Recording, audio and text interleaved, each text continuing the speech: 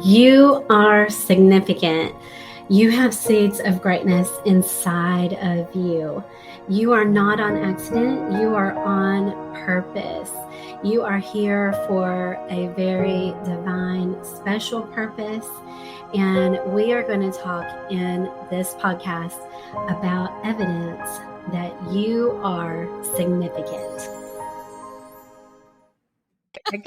I can't wait to see how you are not sick. Right. So I'm here with Azadeh, and I'm so excited. We met through Amberly Lago at Unstoppable. She was part of Amberly's mastermind and spoke on stage. And I just started falling in love with her and her mission to empower women to overcome in really challenging relationships and to work on themselves. I just felt really, really seen when I started looking at Azadeh's books and hearing her speak. And so I am super thrilled to have you on the podcast today. Oh, me too, Darlene. Thank you so much for having me. This is such an honor to be with you today. We were just doing some pre talk before we hit record, and I was like, oh my goodness, all of this is so juicy. We really should have just Which, hit record because we have so much in common and yes. we're on similar paths to empower women and help women overcome and learn about narcissism, addiction, and see even themselves in codependency in order not to wallow in it, but in order to heal and break free and to live into their own success, their own purpose, their own seeds of greatness that God has given them. So, wanted to allow Azadeh to start and share her story, as is our habit. We just love to have our guests come on, Azadeh, and share from the beginning. Just start from the beginning and share how God has shown you your significance. Oh my goodness, Darlene. Your presence and energy makes all trauma uh so much easier to talk about. Your interview style and your energy is, you are doing what you're supposed to be doing. I'll just say it Oh, like that. thank you. You certainly are. Thank So, you. with the name Azadeh, you can tell right away that I'm not an American, although I am Americanized and I'm a citizen, but I was born in Iran to two Persian parents, and I was born into trauma and violence. There was already a revolution and a a war going on outside our house, and from then we had to escape Iran and come to United States, and the bullying started with being in school from being Persian and not having blonde hair and blue eyes as I thought. And so I was bullied a lot in school, and so my life was already groomed into abuse training, and I didn't know it then, but I know now that I started to pick up addictions to cope. And I used food was my very first mother Mhm. and my comforter and my best friend. It just was. It took away pain in less than 5 seconds. And the more the better. And the more sugary, the comfort foods, whatever. Doesn't even have to be sugar. It could just be a lot of whatever, anything that Bread, bread, right? bread with Anything. lots of butter Chips and salsa, 2 baskets. I mean, whatever. Whatever to get me out of right here and right now. Get me for out of that right here. dopamine. The dopamine release, is real. Oh, it's so real. And I can Mhm. switch that to other things and not gain weight. You know what I mean? Just Mhm. and that's where the codependency came in. But so, anything that was going to shut off those emotions. And I didn't know that it was an emotional regulation healing I needed rather than a diet.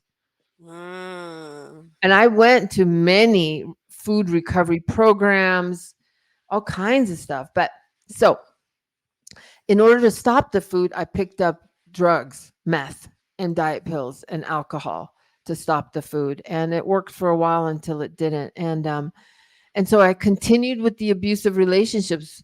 I had an abusive boyfriend who I was a victim of domestic violence in. And when he broke that beer bottle in my face, and all I wanted was drugs and love from him, really, and he wanted control and dominance and to break me, and that really changed my life. It really changed my life because of how I was treated in the hospital and how my parents treated me from it. And so I turned myself into a place to get sober off the meth and the alcohol and him and the streets, because my addiction and the abuse had taken me to just running around in the streets. Like, it's so sad to think a 20-year-old girl should be like getting, or, should be dating, should be thinking about her career, should be, blossoming into womanhood. And I'm here with an abusive boyfriend in hotel rooms addicted to meth, Mm. you know? And this is an epidemic in our country right now. I mean, actually, the hometown where I grew up in Washington, Illinois, when I was a student and a teenager there, it was like we had the number one high school in Illinois in that town. We had over 250 electives. I majored in business and in childcare. I was able to take every year education in those areas so that when I graduated, I had like a double major. And now their myth has just taken over. It's taken over. You wouldn't even recognize it. And it's not just the little town I grew up in, it's like all the surrounding cities and the major city of Peoria. And that's where they make Caterpillar tractors. And they've had to move where they make those out of Peoria and they've moved it somewhere else. It's just meth is a real epidemic in our country. For sure, it is. Mm. And it really, I'm so lucky to be sober from it 22 years. I'm telling you, and it all started on how to control the food. It started with diet pills, and then they would not give me as much as my tolerance was growing. Mhm. And so then I found meth. And actually I found meth in high school with a bunch of girlfriends and then was hooked right away. And statistics also show the highest percentage of homeless people are meth addicts, and that was Mhm. astonishing to me because of what the drug actually does. It kills off your need for security, safety, hygiene, home, bed. It literally it erases the need for that. And so, Wow. yeah, and that's my best way of saying it. So anyways, I got sober off I stayed in that detox for 90 days. I got off the streets. I got away from the abusive man, and I got off the drugs and alcohol into a place of nothing but unconditional love and God. They introduced me to Mm. love and God at the same time. Lived there for 90 days. That was the remedy. That's the Charmaine, remedy. that's the Mhm. remedy. Is the answer is always God Always. and always love, even for the abuser. Now that doesn't mean I go hang out and break bread with my abuser and say I love you. No, I love them from a very far place. Yeah. Like not even love them. Let me just say love me to not be with them, but forgive them, because the forgiveness allows me to create my life and be whole. Now, Mhm. that's not for everyone, and there is a process to forgiveness. I'm not going to do the spiritual bypass. I'm one of those Christian counselors that is not going to do the bypass. I do address abuse as is, and I work with clients that struggle with dealing with it rather than trying to bypass it with in the name of Jesus in forgiveness. So I'm very clear on abuse and what God's will is around abusive relationships. So anyway, so back That's to my great. right, because that's Mhm. we have such a bypass. And Yeah, it's not that we can just say, well, and one of the ways I put it, because I just spoke at Athens Women of Christ conference oh Saturday, wow. Oh and wow. we had about 100 women that came just under that. And, one of the misconceptions that Christians have is that someone can just come forward. At our church, they come forward, they ask for prayer, and they ask to be forgiven, and it's just expected, it's over with. And it's like, no, that is not going to change the behavior. That is not going to equip someone dealing with addiction or codependency, because codependency is actually its own type of addiction Yes. because of the trauma bond. Yes. Mhm, Yes. that there has to be intervention. There has to be many times in-house rehab. And if not that, there needs to be 90 meetings in 90 days. There needs to be continual support in a healthy environment with new tools to retrain the brain and the nervous system. And there still will be forgiveness. We still teach in the 12 steps forgiveness and amends, but it's not a bypass to what the person needs to heal. Amen. Amen. I didn't know. Well, how fun that you spoke at Athens. Oh my gosh. How cool that you understand 12-step model. Mhm. And I just love how God brings the right people with the right vibe into your life to Mhm. share to the world. So, And that yeah. we can support each other. Like, it's Yes. more confirmation really for him, not for ourselves, to give him the glory. And he Yes. uses us as his servants to, you know, humbly serve and help other people who are feeling hopeless. They don't know. Yes. Like, all they've been told is like, why don't you just straighten up? Why don't you just do right? And it's like, because I need help. And it's okay to say, because I need help. I need help. I want to change. I want to do different. Like you said, being the 20-year-old girl in the street at a time in life where girls should be blossoming into all that God has for them. And yet you need a bridge. You need a Mhm. bridge to get from where you are to where you can be. And I just love that you're a testament that we can heal from meth. We can heal individually, we can heal as a community, we can heal as a country from that and all the types of addiction that we have fallen into, especially through the pandemic. Oh yeah, for sure. And absolutely, we can. It's it's about reaching people through our testimony too, because it's like, well, okay, if you we win the conversation so much faster when we share our testimony, because they can say, "Oh, I've been there too, so you get me, and you did it," and so on. And so yeah, I got sober at in within those 90 days I stayed. I did not have the need to go back to drugs, and I did not have the need. I mean, I'm still within a recovery support system, but and so I started to recreate my life and reclaim my life, and I found God, and I found I found a God that could heal me, not just theologically. It's so Yes. for me, it's so much about relationship than than Mhm. religion. I don't do religion. I do relationship with God. And all my books, by the way, have God's imprint in them, whether it's scripture or a prayer, but there's a lot of description of me and God, how we walked through my healing journey. And so, I just Beautiful. thank you. I met my husband along the way. He's also a recovering codependent. And we love God, and we just we just live a good life, a peaceful life. There's no abuse, no chaos, drama, trauma, chaos, insanity. And along the way I lost my brother to an overdose 6 years ago. And I'm so sorry, Azadeh. mm, Mm, thank you. Thank you. And the pain was so great, Darlene, because I had helped mhm, so many women get sober, and I couldn't save my brother. So what I mm. did is write my second book, which is Adult Children of Narcissistic Parents, with God We Rise and Rebuild. I had to do that and to channel some of my pain. And With God we rise and rebuild. I yes, love that title.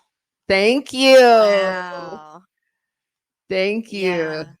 And there's so many parents and siblings and friends dealing with losing a loved one right now to addiction. And they're even parents losing their parents to it. And so this just, even the title just gives hope that with God, we rise and we rebuild. He always provides, even in the most seemingly desolate situations. He always provides, doesn't he? Absolutely. And his plan has always been an option I never even thought of a lot of times. The mysteries of God too, right? It's like, Yes. oh, I didn't see that it could have happened this way, but thank you. Thank you, God.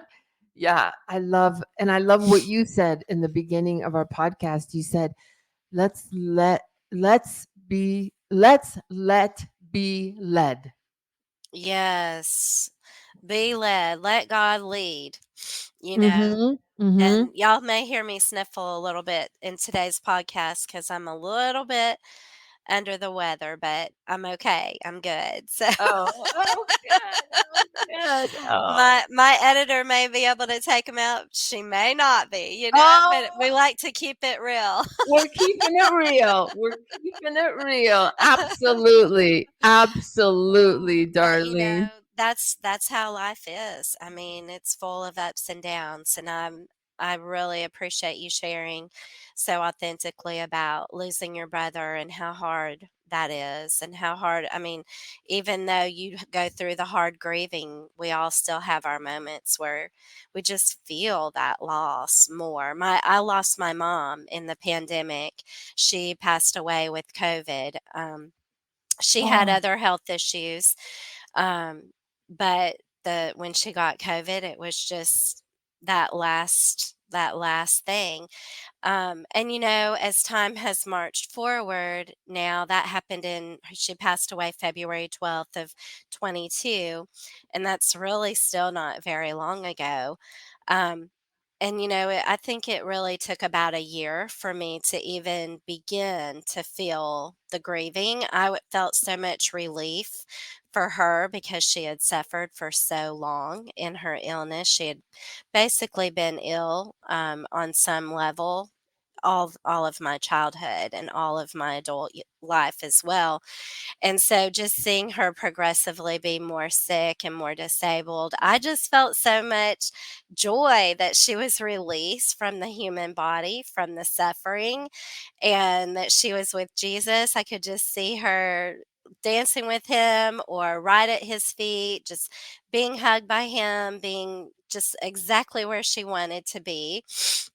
And I just praise God that my mom has the her reward that she was always striving for.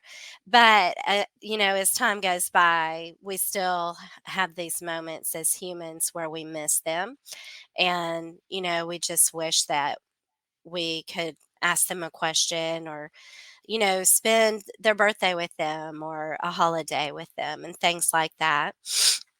So, how we deal with that grief in a healthy way, that is another part of being in recovery.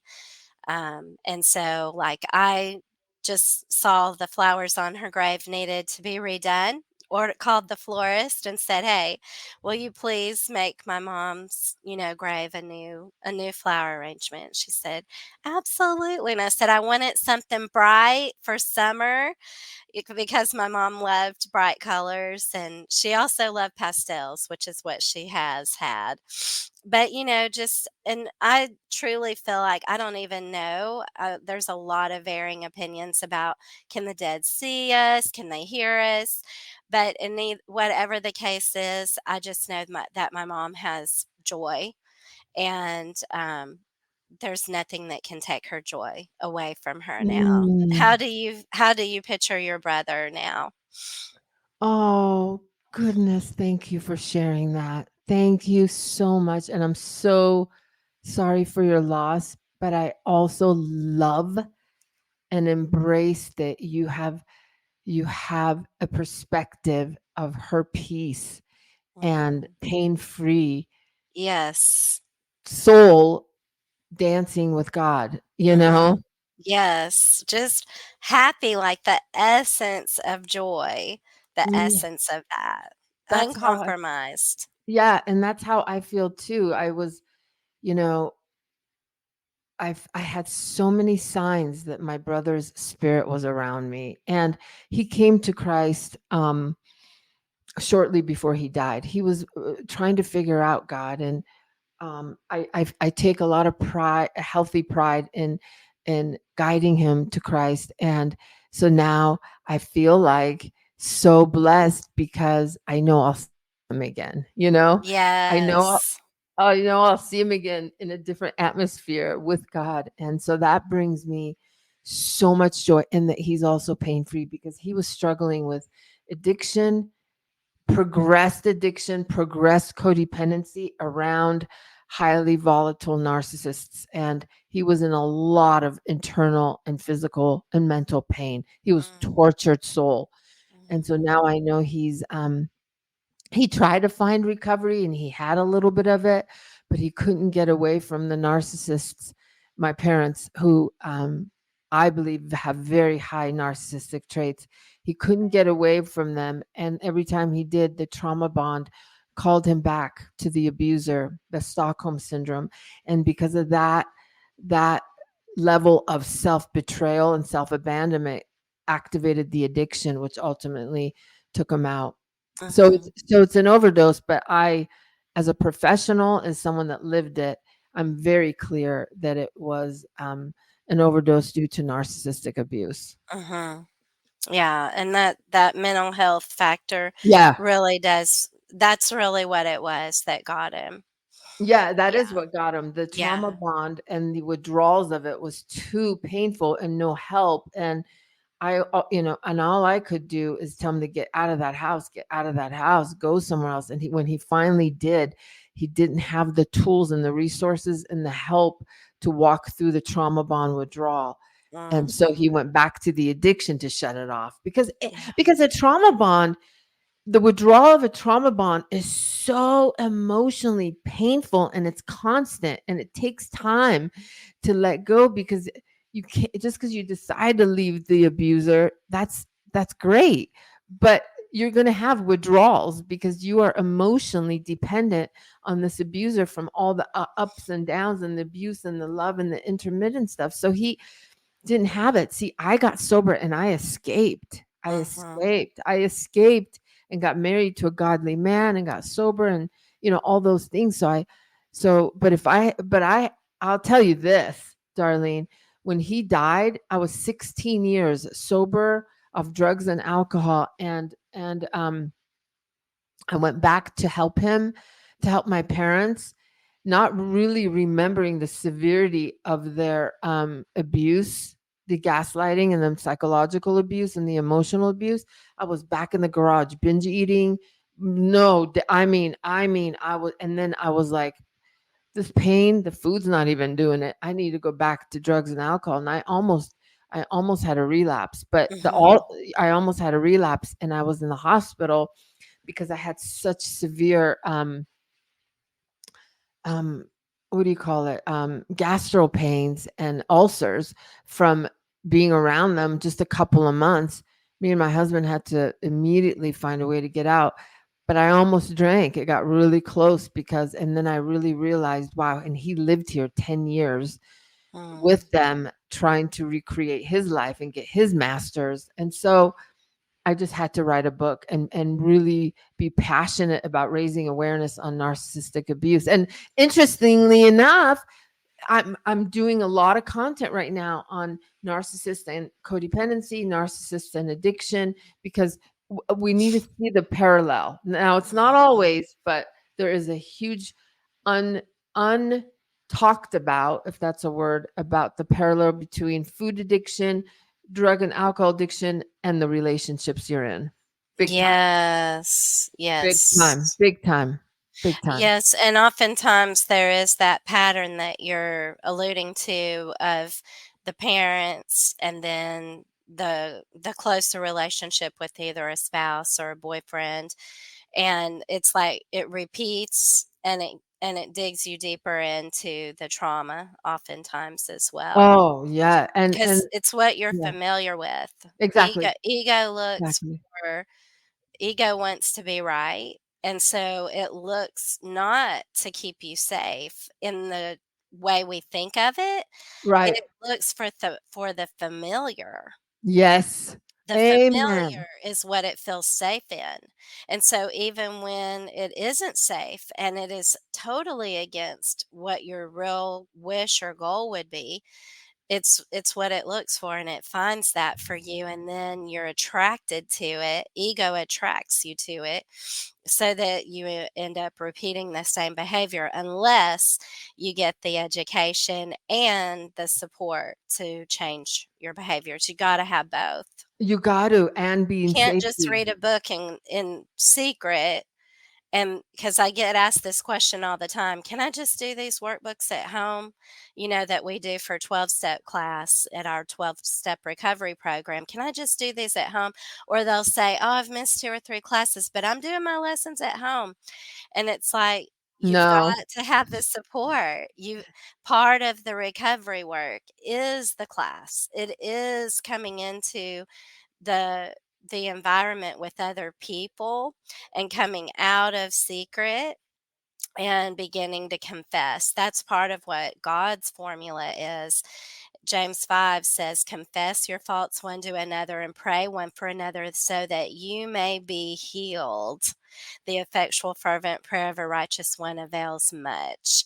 And so that's God's formula. It's like the yes. law of gravity. What must go up must come Must come down. down. Yes, yes. Oh, Darlene, yeah.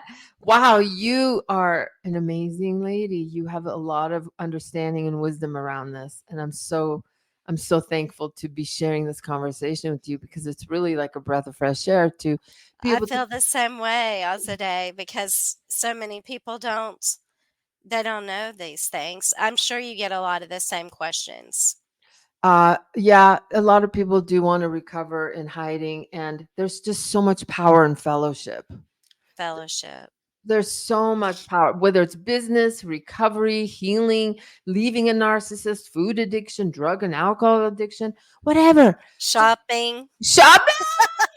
Oh no, I Wait, I wait. know I'm doing that one in secret. Do we have to talk about that one? Oh my god! And I gotta tell you, now that you brought up shopping, I'm going. God, I love Darlene's lipstick, shirt, and nails. They all go together. I love this woman. We will be staying on after the call to talk For more. yeah, for sure. I love it. I love it so much. And that's the gift of recovery is laughter and connection Yes. and Friendships that are friendship. healthy. Absolutely. Absolutely. And I just think that whoever's listening, Darlene and I both are recovering. Darlene's most recent healing is her grief Mhm. and and her recovery and my healing and my grief. And so for anyone that has a belief system that there's a way you can dodge pain or life circumstances and recovery, you just can't. I want to say to the person listening to Darlene and I that pain is the admission into a new life. And that if you embrace it rather than resist it, you will grow and find the magic within the walk through it. Now, am I perfect at it? Absolutely not. Do I still resist? Oh, yes. But I catch it faster during my trials and tribulations. I catch it faster. That's the progress. I'm absolutely nowhere near perfect. But if you are struggling in a relationship with food addiction, codependency, drugs and alcohol, whatever, even if it is shopping, because I've had clients that blow like hundreds and thousands of dollars on these crazy purses. Okay, I'm not going to say crazy, that's judgy. I love purses, but there's no way I'm spending What 10 about the grand. TikTok shops and I know, right? I they're know. addicted to shopping on TikTok Right, or right. Temu or yeah, Whatever it yeah, is, you yeah. don't you're feeling, and it's like what Darlene said earlier is that you're putting pleasure on top of a need. Yeah. Remember we kind of talked about that earlier, the pleasure part and the dopamine. You're fixing a need, a wound need with putting pleasure on top of it. And if you can catch that that's not supposed to be the connection, you're supposed to feed what you need, whether it's a wound or you need affection or you need a connection, and instead trying to hide it and push it down with substances or people, Mhm. it's always going to keep showing back up. It just is. Mhm. It's part of life. It's part of life. It's just Mhm. always going to show back up until we get that we have to see where the need is and fulfill that rather than push it back down with donuts, meth, a person. Because I've used people to feel whole all my life. Mhm. My codependency, whatever we're using, it's okay, but just try and see what is it that need really is. And I'll tell you, it's usually a connection to self and connection to God. Yes. You're not going to find my solution in a pharmacy. That's Mhm. my solution, a connection to self and a connection to God. Yeah. So after your brother, what Yeah. happened next? Yeah. So we escaped, literally left California to Arizona. But right after that, I really started to unpack some more dynamics and decided that I'm going to launch my mission into raising awareness with abuse and helping people. And I have the honor of working with couples. I get to do couples counseling and coaching, so I work with couples as well, and just trying to the best way to make sense of all the abuse and addiction and loss is to help others Mhm. awaken to the truth of where they're at. Oh, I love that so much. Mm, So you've taken your pain and your loss and really just found a way to pay it forward through the healing that you've been able to achieve through God and His love, His unconditional love, and be able to just sort of bottle that and put it into either your books or your coaching, or tell us more about like the different ways that you're paying it forward. yeah, I work with um I work with a lot of people that I work with all kinds. I work with parents that have narcissistic kids, and Mhm. I work with people that have narcissistic parents. I work with couples that have lost their intimacy and connection.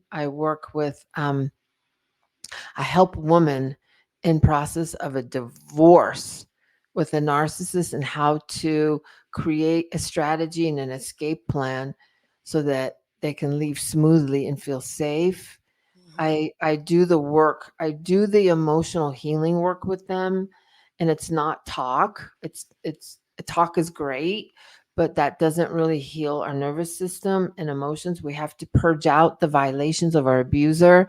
So I have techniques that I do that. And then I really I'm at a place now at 52 years old. I feel most free in my life. And so I'm a testament to that. Wow. So how long have you been doing this type of work? I so my on my own on well, I've been working with people for 22 years in different Mhm. ways, Mhm. but really launching it into a more specific um zoning, if you will, on what specific areas I want to help. It's been probably about 6 years now. I used to work in recovery homes where I worked one on one with the clients and ran groups, but shortly after that, I launched my own business about 5.5 years ago. Mhm. Maybe no, about 5 years ago. Yeah. Mhm. So I've written. Oh, I know it feels so wow. good. It You've feels just really taken off then in the last 5 years with when did you write the book about your brother? Was that before yeah. that No, that or was more after. recent? Yeah, I've written literally a book, one every year. So I wrote, that was the I second can't book. quite hear you, Azadeh. Oh, sorry. That's okay. I wrote a book. I wrote one book every year since he died. Mm, And then so he's been gone 6 years. So maybe a year and a half after he passed, I started to write books. And mhm. yeah, the second one I wrote probably now 3 years ago. Yeah.